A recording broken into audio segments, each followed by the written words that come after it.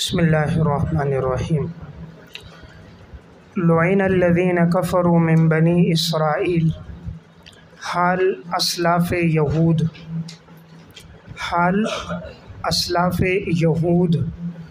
لعنت کی گئی ہے ان لوگوں پر جنہوں نے کفر کیا ہے بنی اسرائیل میں سے علی لسان داؤد و عیسی ابن مریم حضرت داؤد علیہ السلام کی زبان سے اور عیسیٰ ابن مریم کی زبان سے ذالک بما عصوا سبب لعنت بسبب اس کے کہ انہوں نے نافرمانی کی وکانوا یعتدون اور وہ لوگ حد سے تجاوز کرنے والے تھے۔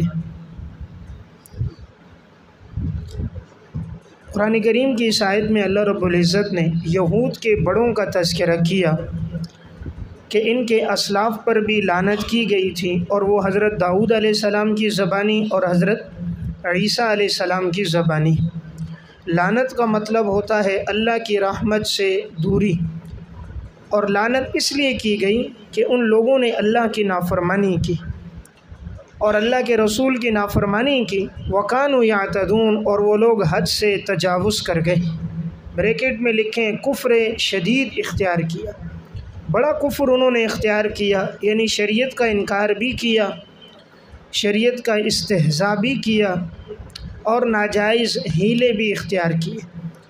جیسے داؤد علیہ السلام کے زمانے میں جو یہودی گزرے انہیں منع کیا گیا تھا ہفتے کے دن شکار نہ کرو، اور انہوں نے کیا تو اللہ تعالیٰ نے انہیں بندر اور خنزیر کی صورت میں مسخ کر دیا۔ اسی طرح حضرت عیسیٰ علیہ السلام کے دور میں یہودی گزرے، بجائے یہ کہ وہ ان کی نبوت پر ایمان لاتے وہ انہیں قتل کرنے لگے، اور معاذ اللہ ان کی والدہ پر انہوں نے تہمت لگائی اور الزام تراشی کی۔ کانوا لا یتناہون عن منکر تشریح عصیان یعنی ان کی نافرمانی کی تشریح۔ کانوا لا یتناہون عن منکر اور یہ ایک دوسرے کو نہیں روکتے تھے منکر کام سے، ایک دوسرے کو نہیں روکتے تھے منکر کام سے فعلوہ جسے انہوں نے کیا ہوتا لبئس ما کانوا یفعلون بہت برا ہے جو وہ فعل کرتے ہیں۔ اس آیت میں اللہ رب العزت نے فرمایا کہ وہ ایک دوسرے کو نہیں روکتے تھے منکر کام سے۔ یتناہون یہ باب تفاعل ہے، اور باب تفاعل جانبین سے ہوتا ہے، تو اس کا مطلب ہے وہ ایک دوسرے کو منع نہیں کرتے تھے، یعنی خود بھی منکر کام کرتے تھے اور دوسروں کو بھی اس کا حکم دیتے تھے، نہ خود رکتے نہ دوسروں کو روکتے تھے۔ تو اللہ تعالیٰ نے فرمایا بہت برا ہے جو وہ کرتے تھے۔ اس سے معلوم ہوا کہ ضروری ہے امر بالمعروف اور نہی عن المنکر کرنا، اور اگر کوئی اس کو ترک کر دیتا ہے تو بسا اوقات یہی عذاب کا ذریعہ اور سبب بن جاتا ہے۔ ترا کثیرا منہم حال اخلاف یہود یعنی بعد میں آنے والے یہودیوں کی حالت، وہ تو ان کے اسلاف تھے، تو ترا کثیرا منہم آپ دیکھو گے ان میں سے بہت ساروں کو یتولون الذین کفروا وہ دوستی کرتے ہیں ان لوگوں سے جنہوں نے کفر کیا، لبئس ما قدمت لهم انفسهم بہت برا ہے جو ان کے ہاتھوں نے آگے بھیجا ہے، ان سخط اللہ علیہم ثمرہ تولی پیٹھ پھیرنے کا ثمرہ کیا ملا کہ اللہ رب العزت ان پہ ناراض ہو گیا، وفی العذاب ہم خالدون اور یہ لوگ عذاب میں ہوں گے ہمیشہ ہمیشہ۔ دیکھیں اس آیت میں اللہ رب العزت نے فرمایا ان میں سے آپ بہت ساروں کو دیکھیں گے کہ وہ لوگ دوستی کرتے ہیں ان لوگوں سے جنہوں نے کفر کیا، یعنی یہ ایمان والوں سے دوستی نہیں رکھتے بلکہ کفار سے دوستی رکھتے ہیں۔ بہت برا ہے جو ان کے ہاتھوں نے آگے بھیجا ہے، یعنی انہوں نے بدعمالیاں کر کے گناہ کر کے اور کفار کے ساتھ دوستی رکھ کر اللہ رب العزت کی ناراضگی کو انہوں نے اپنے ذمے کر دیا۔ اب اللہ ان پر ناراض ہو گیا اور اس ناراضگی کا ثمرہ ان کو یہ ملے گا کہ یہ لوگ عذاب میں رہیں گے ہمیشہ ہمیشہ۔ وَلَوْ كَانُوا يُؤْمِنُونَ بِاللَّهِ اگر وہ ایمان لے کر آتے اللہ پر، وَالنَّبِيِّ اور نبی پر ایمان لے کر آتے، وما انزل الیہ اور جو نازل کیا گیا تھا اس پر ایمان لے کر آتے، متخذوہم اولیاء تو نہ وہ بناتے ان کافروں کو دوست، نہ بناتے وہ ان کافروں کو دوست، ولیکن کثیرا منہم فاسقون لیکن ان میں بہت سارے لوگ ایسے ہیں جو فاسق ہیں۔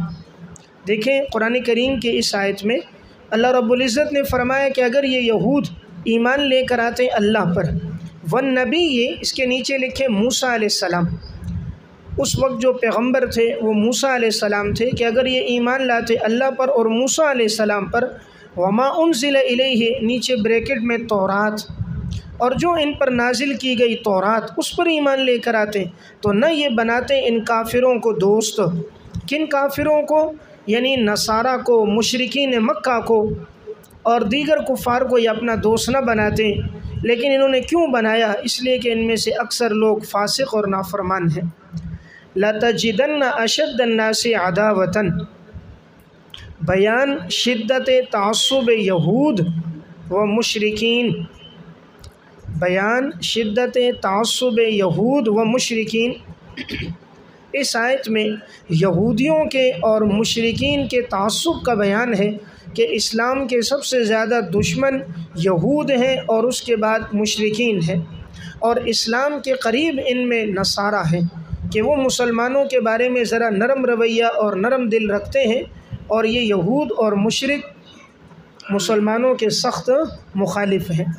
لَتَجِدَنَّ أَشَدَّ النَّاسِ عَدَاوَةً، آپ ضرور بے ضرور پاؤ گے لوگوں میں سب سے زیادہ سخت، لوگوں میں سب سے زیادہ سخت باعتبار دشمنی کے، لِلَّذِينَ آمَنُوا ان لوگوں کے لیے جو ایمان لائے، ان لوگوں کے لیے جو ایمان لائے۔ کس کو پاؤ گے زیادہ سخت؟ الیہود، یہود کو پاؤ گے، والذین اشرکوا اور انہیں جنہوں نے شرک کیا۔ ترجمہ دیکھیں، تم ضرور بے ضرور سخت پاؤ گے باعتبار دشمنی کے۔ اب للذین آمنوا کو چھوڑے، باعتبار تم لوگوں دشمنی کے سب سے زیادہ سخت پاؤ گے کن کو؟ یہود کو، والذین اشرکوا اور جنہوں نے شرک کیا۔ کن کے خلاف پاؤ گے؟ للذین آمنوا ان لوگوں کے لیے جو ایمان لائے۔ سب سے زیادہ سخت پاؤ گے باعتبار دشمنی کے یہود کو اور ان لوگوں کو جنہوں نے شرک کیا۔ کن کے خلاف؟ ان لوگوں کے خلاف جو ایمان لے کر آئے۔ تو معلوم ہوا اسلام کے سب سے بڑے دشمن کون؟ یہودی، اور اس کے بعد مشرک۔ دیکھیں لام بھی تاکید ہے اور نون بھی تاکید ثقیلہ ہے، پھر اشدہ اس میں تفضیل کا صیغہ بھی تاکید ہے، اور آگے عداوتن یہ تمیز ابہام کو دور کرنے کے لیے یہ بھی تاکید ہے۔ گویا 4 تاکیدیں لا کر اللہ رب العزت یہ بیان فرما رہے ہیں اسلام کا سب سے بڑا دشمن یہودی۔ تو آج بھی جو یہود ہیں اسرائیل ہے، اور اسی طرح جو مشرک ہیں وہ اسلام کے بڑے دشمن ہیں۔ وَلَتَجِدَنَّ أَقْرَبَهُمْ مَوَدَّةً لِلَّذِينَ آمَنُوا، منصفین نصارہ کے اوصاف۔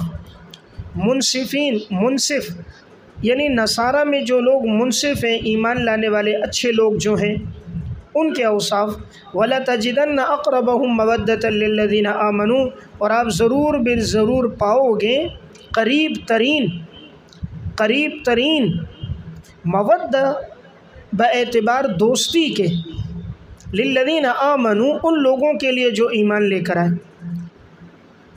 آپ ضرور بے ضرور پاؤ گے قریب ترین باعتبار دوستی کے ان لوگوں کے لیے جو ایمان لے کر آئے۔ کن کو پاؤ گے؟ الذین قالوا انا نصارى، ان لوگوں کو جو یہ کہتے ہیں کہ یقیناً ہم نصارہ ہیں، ہم عیسائی ہیں، ہم عیسائی ہیں۔ تو تم عیسائی لوگوں کو زیادہ قریب پاؤ گے ایمان والوں کے، یعنی ان میں دشمنی کم ہوگی۔ ذالک بأن منہم اسباب مودت، اسباب مودت دوستی کے اسباب کہ ان کے دلوں میں ایمان والوں کی محبت کیوں ہے؟ ذالک بأن منہم بسبب اس کے کہ ان میں قسیسین پڑے ہوئے ہیں علماء، ان میں پڑے ہوئے ہیں علماء، یعنی ان میں علماء موجود ہیں۔ ورہبانن اور رہبان راہب تارک دنیا موجود ہیں، بریکٹ میں مشائخ، ان کے تارک دنیا مشائخ ہیں۔ وَأَنَّهُمْ لَا يَسْتَكْبِرُونَ، اور وہ لوگ تکبر نہیں کرتے۔ دیکھیں یہاں اللہ تعالیٰ نے اسباب مودت بیان کیے، اور وہ اسباب مودت 3 چیزیں لکھیں۔ 3 چیزیں مانع ہوتی ہیں حق کو قبول کرنے سے۔ 3 چیزیں مانع ہوتی ہیں حق کو قبول کرنے سے۔ نمبر 1 جہالت، نمبر 2 حب دنیا، اور نمبر 3 تکبر۔ یہ 3 چیزیں انسان کو حق نہیں قبول کرنے دیتی۔ یا انسان جاہل ہوتا ہے اس لیے حق نہیں قبول کرتا، یا دنیا کی محبت ہوتی ہے اس لیے حق نہیں قبول کرتا، اور یا اس میں تکبر ہوتا ہے۔ اب ان میں اللہ تعالیٰ نے جو فرمایا کہ یہ ایمان والوں کے کیوں قریب ہیں، اس لیے کہ ان میں 3 چیزیں، اور یہ 3 چیزیں مانع ہوتی ہیں حق کو قبول کرنے سے۔ تو قسیسین ان میں پڑے ہوئے علماء، تو اس میں لکھیں نفی ہے جہالت کی، نفی ہے جہالت کی کہ یہ پڑے ہوئے علماء ہیں یعنی جاہل نہیں ہے۔ ورہبانا نفی ہے حب دنیا کی، نفی ہے حب دنیا کی کہ ان میں مشائخ ہیں تارک دنیا ہیں۔ وَأَنَّهُمْ لَا يَسْتَكْبِرُونَ نفی ہے تکبر کی۔ تو گویا کہ یہ تینوں چیزیں ان میں نہیں ہیں، اس لیے یہ لوگ ایمان والوں سے دوستی رکھتے ہیں، یعنی ان میں پڑھے لکھے علماء ہیں، جاہل نہیں ہیں، اور ان میں مشائخ ہیں یعنی تارک دنیا ہے، اور نمبر 3 ان میں تکبر نہیں ہے۔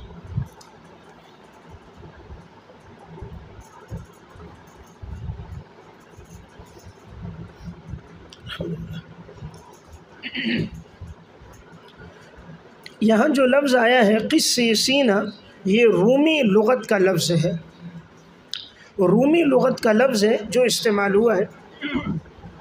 اب آیا قرآن کریم میں دوسری زبانوں کے الفاظ استعمال ہوئے ہیں یا نہیں، اس بارے میں 3 قول ہیں۔ پہلا قول یہ ہے کہ قرآن کریم سارا کا سارا عربی ہے، اور اس میں کسی اور زبان کا کوئی جملہ استعمال نہیں ہوا۔ جو حضرات اس رائے کے قائل ہیں وہ قرآن کریم کی ان آیات سے استدلال کرتے ہیں جس میں اللہ رب العزت نے یہ فرمایا ہے کہ ہم نے قرآن کریم کو عربی زبان میں اتارا، اِنَّا أَنزَلْنَاهُ قُرْآنًا عَرَبِيًّا لَعَلَّكُمْ تَعْقِلُونَ۔ تو اس سے معلوم ہوتا ہے قرآن سارا عربی زبان میں۔ دوسرا قول یہ ہے کہ نہیں، قرآن کریم میں بعض الفاظ دوسری زبانوں کے بھی استعمال ہوئے ہیں، جس طرح کہ اب یہ لفظ آیا قسیسین، یا اسی طرح اب ایک لفظ ہے قسطاس۔ صحیح بخاری کی آخری حدیث کے ذیل میں امام بخاری رحمۃ اللہ علیہ نے وہاں نقل کیا امام مجاہد کا قول کہ وہ یہ کہتے ہیں کہ قسطاس جو ہے یہ رومی زبان کا لفظ ہے اور اس کا معنی عدل ہے، اس سے معلوم ہوتا ہے استعمال ہوئے ہیں۔ تیسرا قول یہ ہے جو معتدل قول ہے اور راجح ہے، وہ یہ ہے کہ بعض عجمی الفاظ قرآن میں استعمال ہوئے ہیں، لیکن جب قرآن نے ان کو استعمال کر دیا تو اب وہ عربی ہو گئے۔ تو پہلے اگرچہ وہ لفظ رومی تھے یا دوسری زبان کے تھے، لیکن قرآن نے جب انہیں استعمال کیا تو اب وہ عربی ہو گئے۔ اس لیے قرآن کی جو نص ہے کہ ہم نے قرآن کو عربی میں اتارا، وہ استعمال کرنے کے بعد اب وہ عربی ہو گئے۔ اور یہ ہے کہ باعتبار اکثر کے کہ چونکہ پورا قرآن اکثر عربی میں، تو اگر بعض الفاظ عجمی زبان میں آ بھی گئے تو اس سے کوئی حرج نہیں ہے۔ اب اس طرح کے الفاظ کون کون سے ہیں، تو علامہ جلال الدین سیوطی رحمہ اللہ نے الاتقان فی علوم القرآن میں ایک نوع قائم کی ہے جس میں ان الفاظ کا انہوں نے تذکرہ کیا ہے، اور میں نے اس پر تفصیلاً بات کی ہے۔ درس ختم بخاری کتاب چھپی ہوئی ہے، اس میں آخری حدیث میں جب بحث ہے تو وہاں یہ لفظ جب قسطاس آتا ہے تو اس کے ذیل میں اس پر مفصل بات ہے کہ آیا قرآن میں غیر عربی لفظ استعمال ہوئے ہیں یا نہیں ہوئے۔ تو اگر آپ کا ذوق ہے پھر وہ دیکھ لیں۔ تو بہرحال اللہ رب العزت نے فرمایا کہ یہ ایمان والوں کے کیوں قریب ہیں، اس لیے کہ اس میں 3 چیزیں ہیں۔ نمبر 1 ان میں پڑھے لکھے علماء ہیں، نمبر 2 ان میں مشائخ ہیں، اور نمبر 3 ان میں تکبر نہیں ہے۔ اب اگر یہ سوال ہو کہ آج کل کے جو نصارہ ہیں، اگر ہم دیکھتے ہیں عیسائیوں کو، انہیں تو مسلمانوں سے وہ محبت نہیں ہے، مسلمانوں سے وہ تعلق نہیں ہے، جیسے آج یہودی مسلمان اور اسلام کے خلاف ہیں، اسی طرح عیسائی بھی مسلمان اور اسلام کے خلاف ہیں۔ تو اس کا جواب یہ ہے، دیکھیں جب علت کی نفی ہو جائے نا تو معلول کی بھی نفی ہو جاتی ہے، جب علت باقی نہ رہے تو معلول حکم بھی باقی نہیں رہتا۔ جب تک ان میں یہ 3 اوصاف تھے کہ ان میں پڑھے لکھے علماء تھے، تارک دنیا عبادت کرنے والے مشائخ تھے، اور تکبر نہیں تھا، تو ان کے دلوں میں مسلمانوں کی محبت تھی، چونکہ اسلام والے ان میں اوصاف تھے۔ جب یہ اوصاف آج ان میں ختم ہو گئے، اب ان میں کوئی پڑھا لکھا صحیح عالم نہیں، کتاب میں تحریف ہو گئی، اب ان کے مشائخ عبادت کرنے والے نہیں، دنیا سے محبت ان کو ہو گئی، اور اب ان کے اندر تکبر آ گیا، تو علت ختم ہو گئی تو معلول بھی ختم ہو گیا۔ بات سمجھ گئے؟ تو اب کوئی اشکال نہیں رہتا۔ وَإِذَا سَمِعُوا مَا أُنزِلَ إِلَى الرَّسُولِ، مؤمنین نصارہ کے اوصاف، مومنین نصارہ کے اوصاف ماقبل کے ساتھ ربط یہ ہے، ماقبل میں بیان کیا کہ اسلام کے سب سے بڑے دشمن یہود اور مشرکین ہیں، اور اسلام کے قریب نصارہ ہیں جن میں 3 اوصاف پائے جاتے ہیں۔ جب نصارہ کا تذکرہ آیا تو اس مناسبت سے اللہ تعالیٰ اب مومنین نصارہ کا بیان کر رہے ہیں کہ نصارہ میں بعض ایسے لوگ ہیں جو ایمان لے کر آئے۔ اب یہاں تذکرہ آگے اس واقعے کا ہو رہا ہے، جس وقت مسلمانوں پر زیادہ تکلیفیں اور آزمائشیں آئیں تو آپ صلی اللہ علیہ وسلم نے انہیں حبشہ کی طرف ہجرت کرنے کا حکم دیا۔ صحابہ اکرام نے حبشہ کی طرف ہجرت کی۔ اس وقت وہاں بادشاہ تھا نجاشی، اور یہ عیسائی بادشاہ تھا۔ تو اب یہ مشرکین حبشہ گئے اور کہا کہ بھئی ان مسلمانوں کو ہمارے حوالے کرو، اور یہ لوگ تو جادوگر ہیں، معاذ اللہ اپنے آبا و اجداد کے دین کو انہوں نے چھوڑا ہے، اور ان کے خلاف بادشاہ کو، وہاں کے لوگوں کو اکسایا۔ جب بادشاہ نے یہ کہا کہ میں ان سے خود پوچھوں گا، تو حضرت جعفر طیار کو بلایا، کہا جو تم دین کی دعوت دیتے ہو تمہارا دین کون سا ہے؟ حضرت جعفر طیار نجاشی بادشاہ کے سامنے آئے، اور ان کے تمام وزراء بیٹھے تھے، تو انہوں نے سورہ مریم کی تلاوت کی، اور سورہ مریم اتنی انہوں نے یعنی درد دل کے ساتھ پڑھی، جس وقت وہ پڑھ رہے تھے تو ان سب کی آنکھوں سے آنسو بہہ رہے تھے۔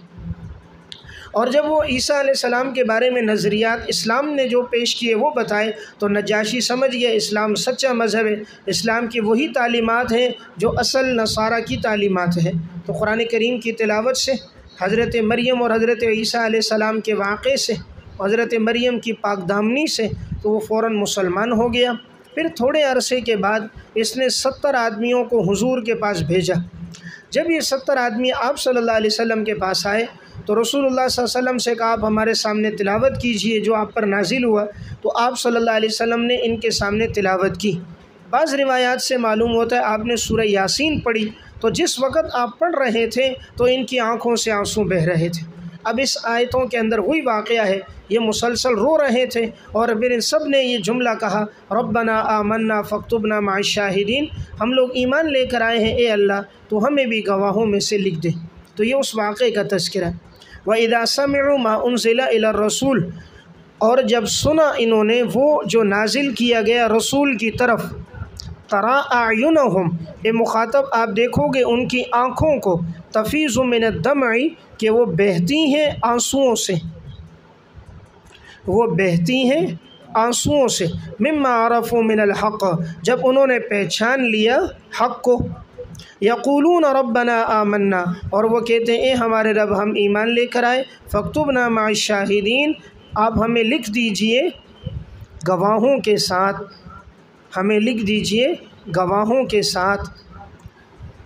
دیکھیں اس آیت میں اللہ تعالیٰ نے مؤمنین نصارہ کے اوصاف بیان کیے، کہا جب انہوں نے سنا اس چیز کو جو نازل کیا گیا رسول کی طرف، رسول میں الف لام عہد خارجی ہے، یعنی آپ صلی اللہ علیہ وسلم کی طرف، تَرَىٰ أَعْيُنَهُمْ تأثر قلبی، تأثر قلبی، ان کے دل پر ایسا اثر ہوا کہ ان کی آنکھیں بہنے لگ گئیں۔ तफ़ीज़ु मिन अद-दम'i, जो बहती थी आंसुओं से। देखें ये बड़ा मुबालगा है, आँख नहीं बहती, आँख से आंसू बहते हैं, लेकिन अल्लाह ताला ने ताबीर किया कि उनकी आँखें बह रही थीं, यानी वो इतना रोए ऐसा लगता था गोया कि उनकी आँखें बह जाएंगी। तो ये उनका तासुर क़ल्बी, जब कोई बात दिल पर असर करे तो चेहरे पर और आँखों पर उसका असर नज़र आता है। तो अब कुरान ने ऐसा असर किया कि उनकी आँखों से मुसलसल आंसू बहने लग गए। मिम्मा आरफ़ू मिनल हक़, जब उन्होंने हक़ को पहचान लिया।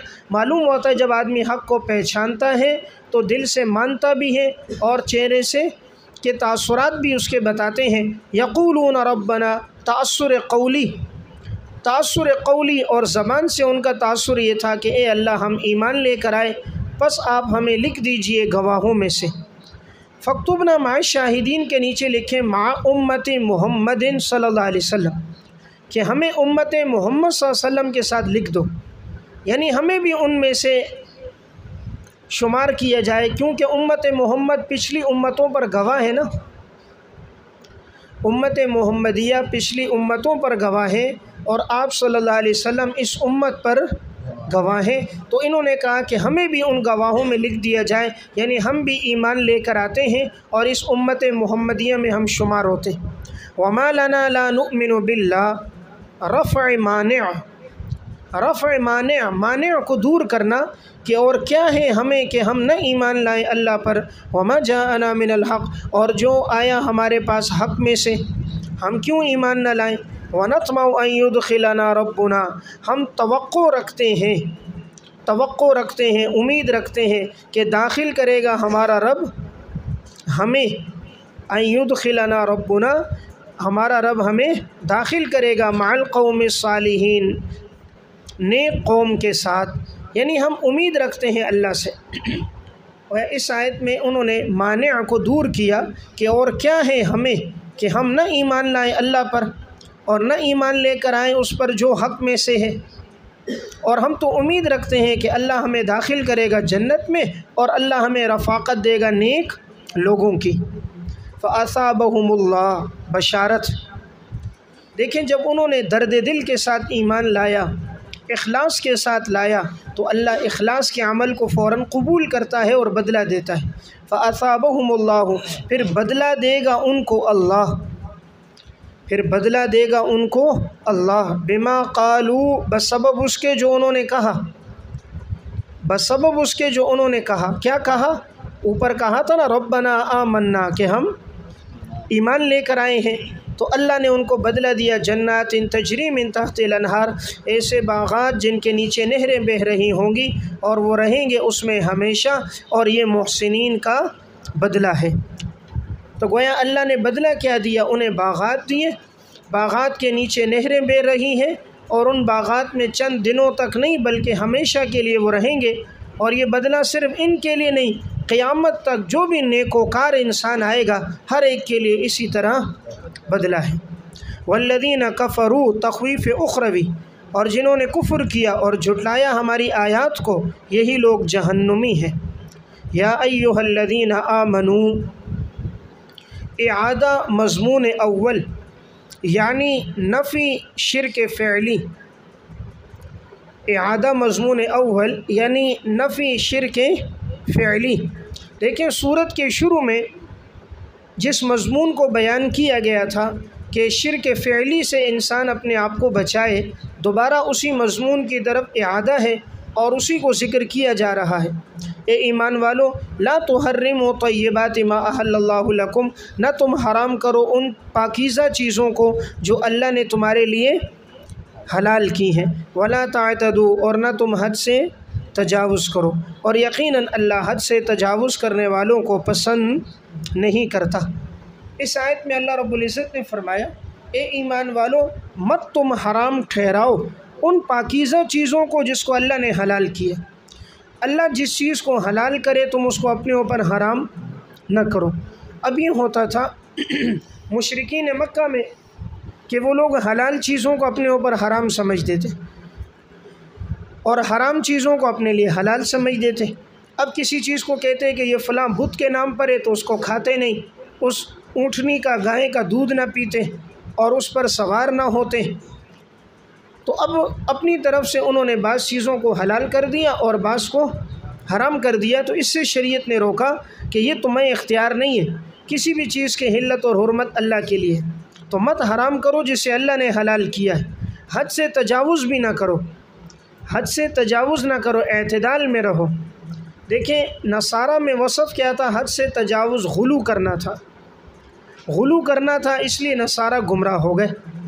مشرکین کے اندر بھی یہ بات تھی، ان میں بھی غلو تھا، وہ لوگ بتوں کی محبت میں اتنا بڑے کہ اللہ کے ساتھ ان کو شریک ٹھہرا دیا، اور بتوں کے نام پہ انہوں نے ذبح کرنا اور بتوں کے نام پہ خرچ کرنا اس کو اپنی زندگی کا حصہ بنا دیا، تو اس سے روکا گیا، اس سے تم تجاوز نہ کرو، اعتدال میں رہو۔ اللہ تعالیٰ کو تجاوز کرنے والے لوگ پسند نہیں ہیں، یہ امت محمدیہ معتدل ہے، وَكَذَلِكَ جَعَلْنَاكُمْ أُمَّةً وَسَطًا، اس میں حد سے تجاوز نہیں ہے۔ وَكُلُوا مِمَّا رَزَقَكُمُ اللَّهُ، اور کھاؤ اس میں سے جو اللہ نے تمہیں رزق دیا ہے، حلالًا طیبا، حلال پاکیزہ۔ وَاتَّقُوا اللَّهَ الَّذِي أَنْتُمْ بِهِ مُؤْمِنُونَ، اور تم ڈرو اس اللہ سے، اور انتم بہ مؤمنون، اگر تم لوگ اس اللہ پر ایمان لانے والے ہو۔ یہاں حکم دیا جس چیز کو اللہ نے حلال کیا ہے اس حلال چیز کو تم کھاؤ، تو حلال بھی ہو پاکیزہ بھی ہو۔ دیکھیں یہاں قید کیا لگائی؟ حلال بھی اور پاکیزہ۔ بعض چیزیں پاک ہوتی ہیں لیکن حلال نہیں ہوتی، دیکھیں مٹی پاک ہے لیکن حلال ہے نہیں ہے نا، مٹی پاک ہے لیکن حلال نہیں ہے، تو اللہ نے کہا وہ چیز کھاؤ جو حلال بھی ہو اور پاک بھی ہو۔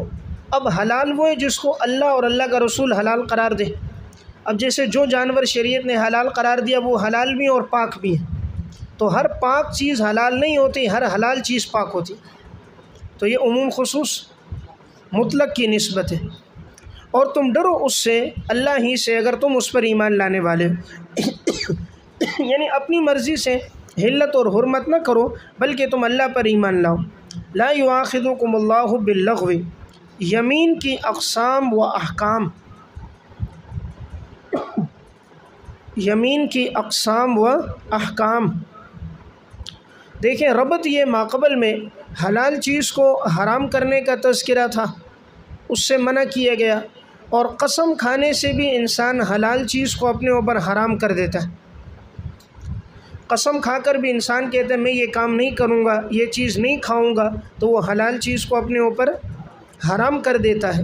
لا یؤاخذکم اللہ باللغو، اللہ تعالیٰ نہیں مواخذہ کرے گا تم سے یمین لغو پر، باللغو فی ایمانکم، جو تمہاری قسموں میں لغو ہیں، ولکن یؤاخذکم بما عقدتم الایمان، لیکن وہ اللہ مواخذہ کرے گا تمہارا اس پر جس کو جنہیں جو مضبوط باندھی گئی ہیں قسمیں، عقدتم مضبوط باندھی ہیں، ایمان قسمیں، لیکن وہ اللہ مواخذہ کرے گا تمہارا ان قسموں پر جن قسموں کو تم نے مضبوط باندھا ہے، پختہ باندھا ہے۔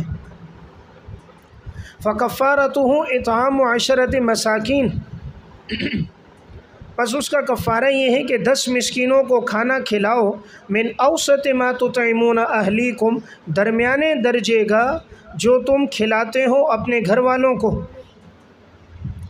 او کسوتہم، یا انہیں کپڑا پہناؤ، او تحریر رقبہ، یا غلام آزاد کرو، فمن لم یجد فصیام 3 ایام، پس جو نہ پائے تو وہ روزے رکھیں 3 دن، ذالک کفارۃ ایمانکم، یہ کفارہ ہے تمہاری قسموں کا، اذا حلفتم، جب تم قسم کھاؤ۔ اس کے بعد عبارت معذوف ہے، وحنستم، اور تم حانس بھی ہو جاؤ، قسم کھاؤ اور حانس ہو جاؤ، واحفظوا ایمانکم، تم حفاظت کرو اپنے قسموں کی۔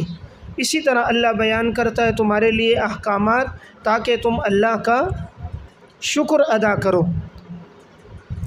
دیکھیں ان آیات میں یمین کی اقسام اور احکام کا بیان ہے۔ یمین کی 3 قسمیں، پہلی قسم ہے یمین لغوہ۔ یمین لغوہ اسے کہا جاتا ہے کہ جب کوئی آدمی ماضی کے کسی واقعے پر قسم کھائے، ماضی کے کسی واقعے پر قسم کھائے اور وہ اس کے گمان کے مطابق سچی ہو، اگرچہ واقع میں وہ ٹھیک نہ ہو۔ جیسے اب ایک آدمی قسم کھاتا ہے، اللہ کی قسم زید گزشتہ کل آیا تھا، اب اس کے علم کے مطابق وہ آیا تھا لیکن حقیقت میں وہ نہیں آیا، تو اب یہ یمین لغو ہے، اس نے قصداً چونکہ جھوٹ نہیں بولا اس وجہ سے اسے گناہ نہیں ہوگا۔ اور بعض نے یمین لغو کی تشریح کی ہے جو انسان بات بات پر قسم کھاتا ہے، بات بات پر بعض لوگوں کو عادت ہوتی ہے قسم کھانے کی، جیسے بعض کوئٹہ وال ہیں تو ان کی ایک بات اور دو قسمیں، تو اب یہ جو قسمیں ان کی ہیں یہ لغو ہیں، تو اس پر کوئی کفارہ نہیں ہے۔ دوسری قسم ہوتی ہے یمین غموس۔ یمین غموس وہ ہے کہ جو انسان ماضی کے کسی واقعے پر قصداً جھوٹی قسم کھائے، اسے معلوم ہے کہ میں جھوٹ بول رہا ہوں پھر بھی وہ یہ قسم کھاتا ہے، مثلاً اسے معلوم ہے زید نہیں آیا لیکن وہ قسم کھاتا نہیں اللہ کی قسم زید تو آیا ہے، تو یہ قصداً جھوٹ بول رہا ہے، اس پر کفارہ ہے اور نہیں اس پر گناہ ہے، کفارہ نہیں ہے، اس پر گناہ ہے۔ وہ حدیث آپ نے پڑھی ہے، الکبائر الاشراک باللہ وعقوق الوالدین والیمین الغموس، تین بڑے گناہ ہیں، شرک کرنا، والدین کی نافرمانی اور جھوٹی قسم۔ تیسری قسم ہے یمین منعقدہ۔ یمین منعقدہ کہتے ہیں مستقبل میں کسی کام کے کرنے یا نہ کرنے کی قسم کھانا۔ ایک آدمی قسم کھائے میں یہ کام کروں گا پھر وہ نہ کرے، یا نہ کرنے کی کھائے اور وہ کر لے، تو اس پر اب کفارہ آئے گا۔ اس کا حکم کیا ہے؟ کفارہ۔ یمین کا کفارہ کیا ہے؟ تو قرآن کریم نے تشریح بیان کی ہے۔ نمبر 1، 10 مسکینوں کو کھانا کھلانا ہے اوسط درجے کا، نہ بہت اعلیٰ نہ بہت ادنا۔ یا نمبر 2، 10 مسکینوں کو کپڑا پہنانا ہے، یعنی پورا ان کو لباس دینا ہے اوسط درجے کا۔ یا نمبر 3، ایک غلام آزاد کرنا ہے۔ اگر ان تینوں چیزوں پر قدرت نہ ہو تو پھر چوتھی چیز ہے 3 روزے رکھنا، لیکن 3 روزے متتابعات۔ چونکہ عبداللہ ابن مسعود رضی اللہ تعالیٰ عنہ کی جو قرات ہے اس میں ثلاثتی ایام کے بعد متتابعات کا لفظ ہے، اس لیے 3 روزے رکھیں گے اور وہ بھی لگاتار۔ تو کفارہ کتنی چیزیں ہیں؟ 4، کفارہ 4 چیزیں۔ یہاں یہ بات یاد رہے، بعض لوگ پہلی 3 چیزوں کو چھوڑ کر چوتھی چیز یعنی روزے رکھتے ہیں۔ یہ روزے رکھنے کا اختیار تب ہوگا جب پہلی 3 چیزوں پر اسے قدرت نہ ہو۔ اگر ایک آدمی 10 مسکینوں کو کھانا کھلانے پر قادر ہے، یا 10 کو کپڑا پہنانے پر قادر ہے، یا غلام کے آزاد کرنے پر ہے، تو وہ روزے نہیں رکھ سکتا۔ روزے کب رکھے گا؟ فَمَن لَمْ يَجِدْ، جو یہ تینوں کام نہیں پائے گا، نہیں کر سکے گا، وہ روزے رکھے گا۔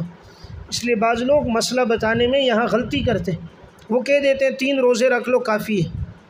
3 روزے کب ہوں گے؟ جب پہلے تینوں چیزوں پر وہ قادر نہ ہو، اس کے بعد وہ روزے رکھے گا۔ اب یہ کھانا کھلانا جو ہے اوسط درجے کا اتنا جیسے صدقۃ الفطر ہے۔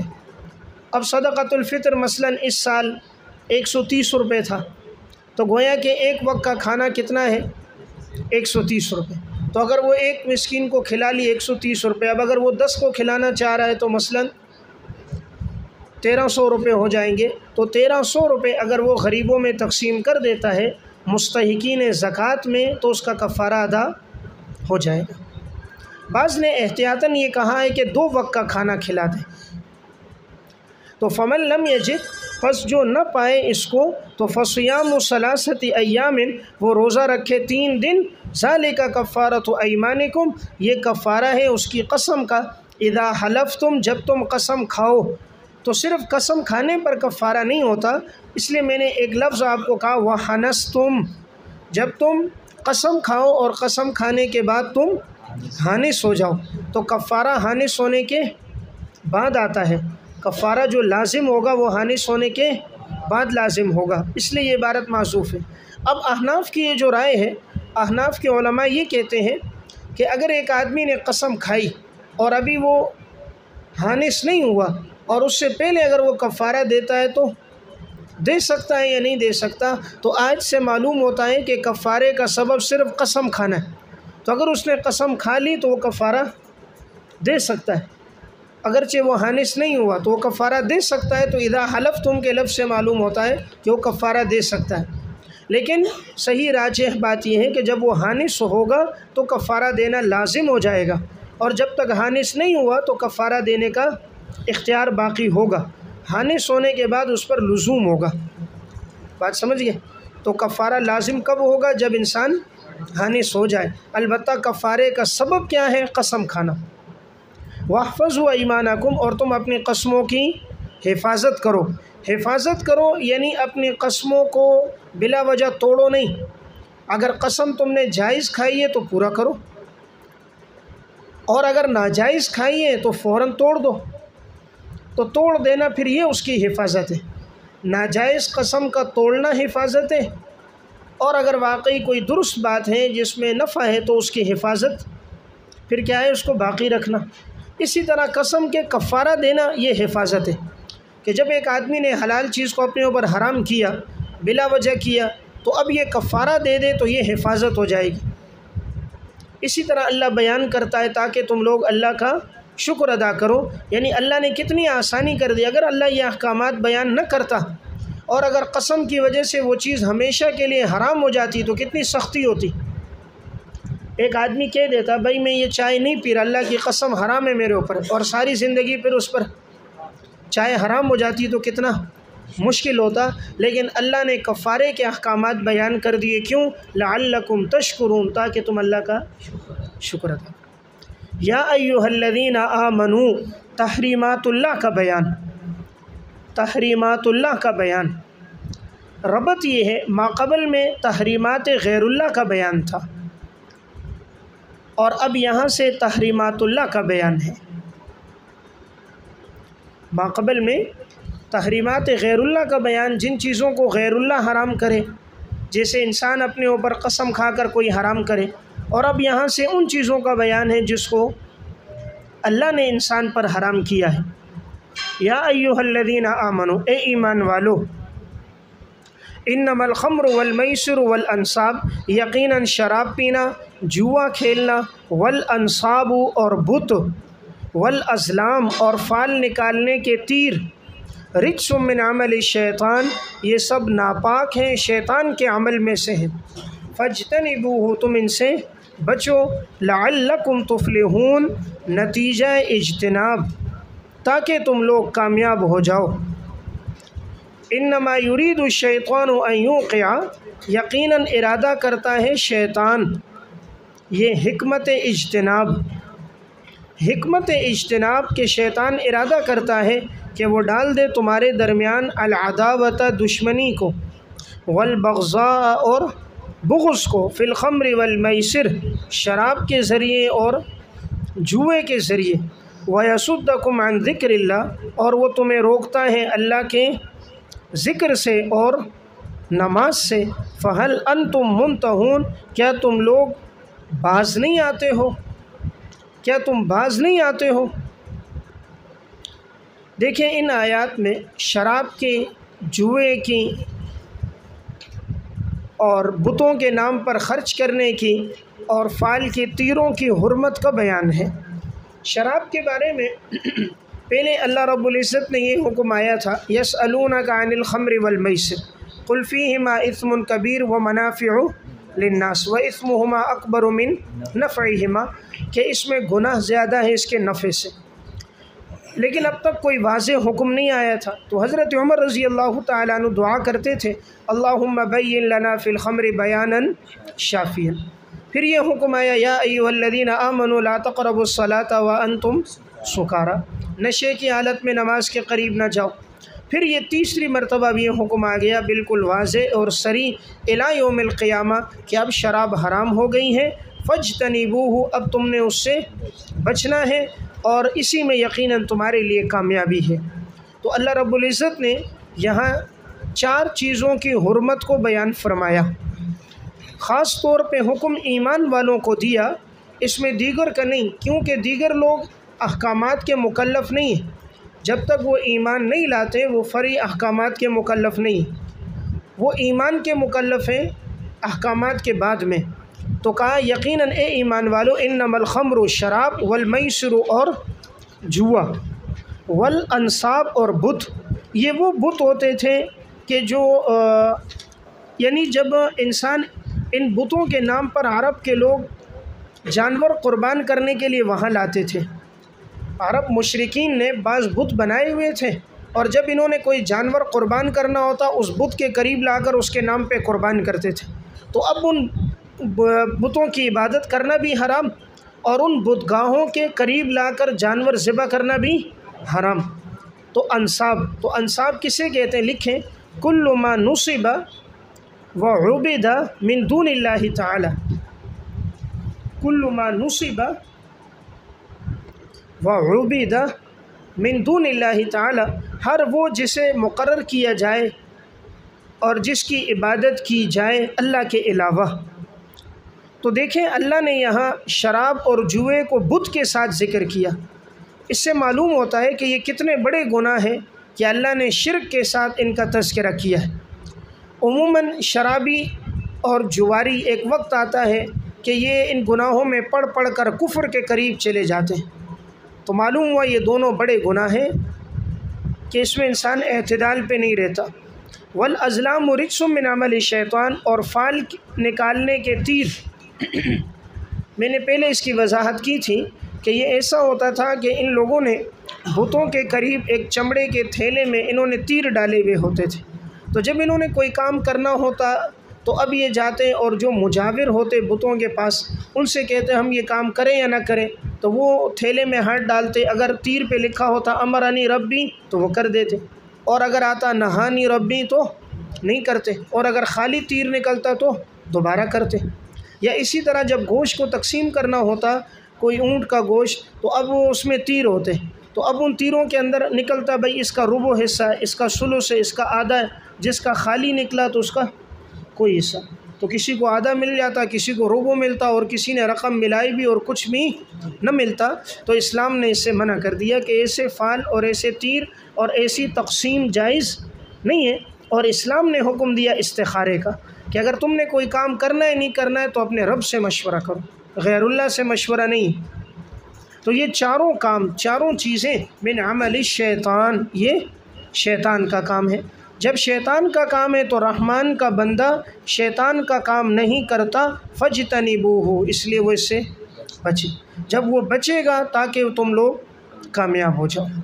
انما یرید الشیطان، حکمت اجتناب، کیونکہ شیطان تو ارادہ کرتا ہے وہ ڈال دے تمہارے درمیان میں دشمنی کو، تمہارے درمیان دشمنی کو وہ ڈالنا چاہتا ہے۔ یہ ہے مضرت دنیاویہ، مضرت دنیاویہ، وہ تمہارے درمیان دشمنی اور بغض کو ڈالے گا شراب اور جوئے کے ذریعے۔ دیکھیں یہ دو گناہ ایسے ہیں جس کے ذریعے دنیا میں دشمنیاں اور نفرتیں بڑھتی ہیں۔ عموماً جو آدمی شراب پینے والے ہوتے ہیں، جب آدمی نشے میں ہوتا ہے دوسرے کو قتل کر دیتا ہے، گالیاں دے دیتا ہے، تو آپس میں نفرت اور عداوت بڑھ جاتی ہے۔ اور اسی طرح جب جوا کھیلنے والا جوا کھیلتا ہے ہار جاتا ہے تو دوسرے کو ماں بہن بیٹی کی گالیاں دیتا ہے، آپس میں جھگڑے ہو جاتے ہیں، جواری ایک دوسرے کو قتل کر دیتے ہیں، بس اوقات اتنا آگے بڑھ جاتے ہیں کوئی اپنی اولاد کو، بیوی بچوں کو فروخت کر دیتا ہے، گھر کا سامان بیچ دیتے ہیں۔ تو دنیا کا بھی نقصان ہے، وَيَصُدَّكُمْ عَنْ ذِكْرِ اللَّهِ، مضرت دینیہ، دینی نقصان۔ دینی نقصان یہ ہے کہ یہ دونوں چیزیں تمہیں روکتی ہیں اللہ کے ذکر سے اور نماز سے۔